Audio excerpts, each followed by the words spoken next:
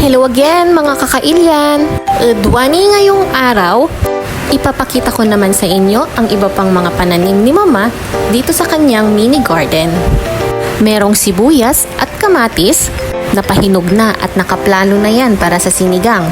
Meron ding talong at nakikita nyo rin ba ang okra na yan na nag-iisa? Parang ako lang, single pa.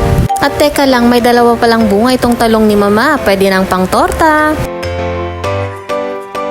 At syempre meron din siyang mga beans. Inkan ka na ay lubyas. At kaya pala nawawala ang aming takore. Pinagtamnan pala ni Mama ng kangkong. O diba, it's a bright idea. Madali nga namang talbusin pag dumami na. Nakaplano din yan para sa sinigang. At syempre naman hindi mawawala ang pechay.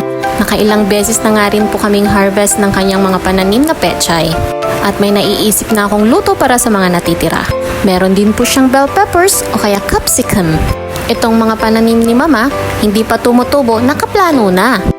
Parang ako lang madami ding plano sa buhay kasama siya. Gabi nga pala ang favorite ko. Itong celery akala ko maanghang, yun pala pag-ibig mo lang. At heto na nga hinarvest na ni Mama ang mga pananim niya. At yung plano kong sinigang ay hindi na matutuloy dahil walang karne ng baboy o isda. Mukhang ako na lang yung malansang baboy.